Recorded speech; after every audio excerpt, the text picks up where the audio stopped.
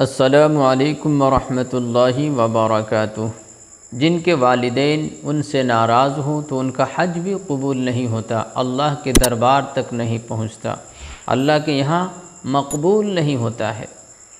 حضرت مالک بن دینار رحمۃ اللہ علیہ ایک بہت بڑے اللہ کے ولی گزرے ہیں۔ وہ حج کرنے کے لیے جاتے ہیں اور حج کے ارکان کو مکمل کر کے ایک کونے میں بیٹھتے ہیں، نیند آ جاتی ہے، خواب میں دیکھتے ہیں کہ فرشتے کہہ رہے ہیں کہ اس سال بہت سارے لوگ حج کے لیے آئے، بہت رش لگی، بہت سارے لوگ حج کے لیے آئے اور سارے لوگوں کا حج قبول ہو گیا۔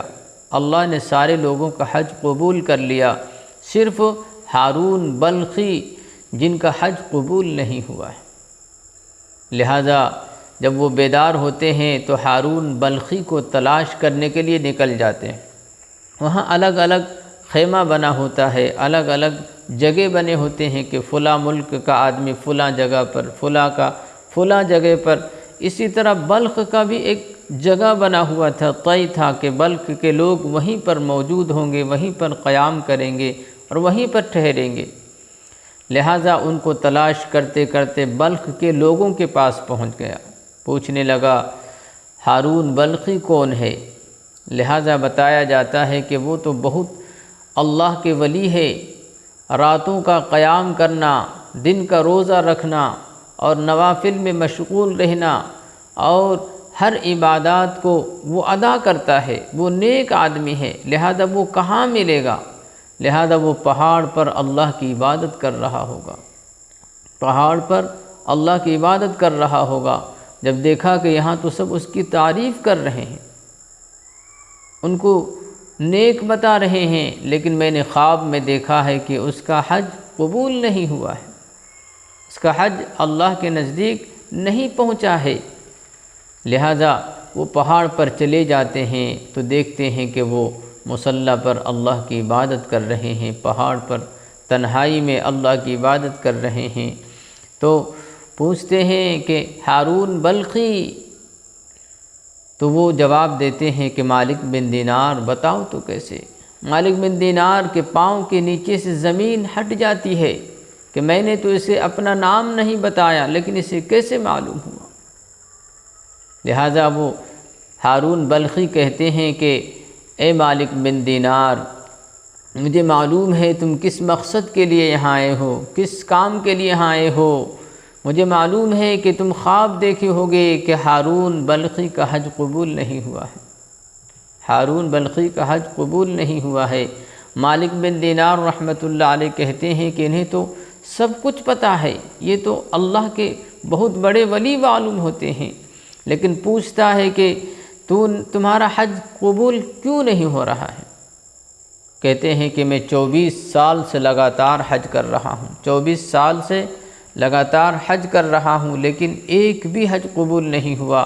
جب میں حج مکمل کر لیتا ہوں تو ایک شخص آتا ہے اور کہتا ہے کہ اے ہارون، اللہ نے تمہارے حج کو تمہارے منہ پر مار دیا ہے، تمہارا حج قبول نہیں ہوا ہے، تمہارا حج قبول نہیں ہوا ہے۔ مالک بن دینار پوچھتے ہیں کہ آخر کیا وجہ ہے، کیا بات ہے کہ میرا حج قبول نہیں ہو رہا ہے؟ لہذا وہ کہنے لگتے ہیں کہ اللہ تبارک و تعالی نے ہمیں بہت سارا مال دیا تھا، بہت سارے دولت ہمیں ملی تھی اور بہت سارے جائیداد تھے، بہت بڑے ارب پتی کروڑ پتی میں ہمارا شمار ہوتا تھا، لیکن میں نے ان پیسوں کو عیاشیوں میں لگا دیا، بیکار کاموں میں لگا دیا، بے حیائیوں میں لگا دیا، بدکاریوں میں لگا دیا، اور میں نے نشہ آور چیزوں کا استعمال کرنا شروع کر دیا۔ ایک دن میں نشہ کر کے آیا تو میری ماں نے مجھے ڈانٹنا شروع کیا کہ تو کیوں شراب پیتا ہے، کیوں نشہ چیزوں کو استعمال کرتا ہے۔ لہٰذا میں غصے میں آ کر اپنی ماں کو دھکا دے دیتا ہوں، یہاں تک کہ وہ تنور میں گر جاتی ہے اور وہ جل کر مر جاتی ہے، خاک ہو جاتی ہے۔ لہذا وہ نشے کے عالم میں اسے ایک کمرے میں بند کر دیا جاتا ہے، ایک روم میں، علیحدہ روم میں بند کر دیا جاتا ہے۔ لہذا اس کی ماں کی جنازہ بھی ہو جاتا ہے اور وہ نشے کے عالم میں ہوتا ہے۔ اسے کب پتہ چلتا ہے؟ جب اس کی بیوی اپنے گھر کو چھوڑ کر جانے لگتی ہے کہ تو نے اپنے ماں کو نہیں بخشا تو مجھے کیا بخشے گا، تو اپنے ماں کا نہیں ہوا تو میرا کیا ہوگا۔ لہذا مالک بن دینار رحمۃ اللہ علیہ کہتے ہیں کہ تو نے بہت بڑا گناہ کیا ہے، تو اپنی ماں کا قاتل ہے، تو بہت بڑا ظالم ہے کہ تو نے ماں کو بھی نہیں چھوڑا ہے۔ لہذا وہ ایک تھپڑ لگا دیتے ہیں اور کہتے ہیں کہ تمہارے ساتھ ایسا ہی ہونا چاہیے تھا، تمہارے ساتھ ایسا ہی ہونا چاہیے تھا۔ لہذا مالک بن دینار رحمۃ اللہ علیہ جب وہاں سے واپس آتے ہیں اور سوتے ہیں تو خواب میں اللہ کے رسول صلی اللہ علیہ وسلم کی زیارت ہو جاتی ہے۔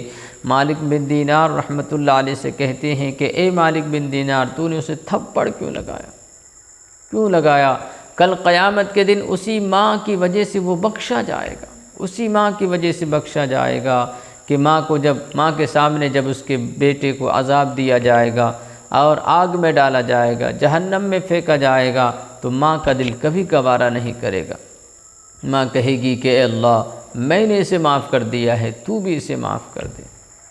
تو دوستو اور بزرگوں، ماں کو تکلیف پہنچانا، ماں کو دکھ دینا، ماں کو رلانا، ماں کو ستانا، ماں باپ کو اور تکلیفیں دینا، اس سے ہمارا حج بھی قبول نہیں ہوتا ہے، ہمارے کوئی اعمال قبول نہیں ہوتے ہیں۔ اس لیے ہمیشہ ماں باپ کی خدمت کرنی چاہیے، ماں باپ کے ساتھ بیٹھنا چاہیے اور ماں باپ سے گفتگو کرنا چاہیے۔ اللہ تبارک و تعالی ہم سب کو والدین کی خدمت کرنے والا بنائے اور حج کرنے کی توفیق